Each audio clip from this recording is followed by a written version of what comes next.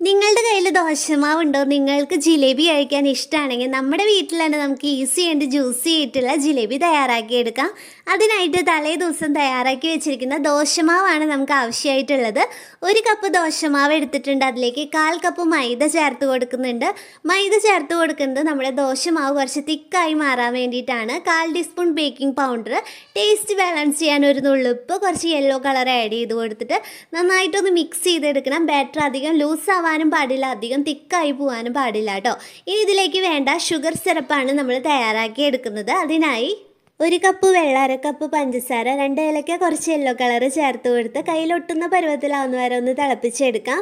ഇനി നമ്മുടെ ബാറ്റർ ഒരു പൈപ്പിംഗ് ബാഗിലാക്കി ചെറിയൊരു ഹോളിട്ട ശേഷം ഇതുപോലെ ചുറ്റിച്ചെടുത്ത് 2 സൈഡും മൊരിഞ്ഞ് വരുമ്പോൾ നമ്മൾ തയ്യാറാക്കി വെച്ചിരിക്കുന്ന ഷുഗർ സിറപ്പിലേക്ക് ഇട്ട് കൊടുത്ത് പെട്ടെന്ന് തന്നെ നമുക്ക് തിരിച്ചെടുക്കാം.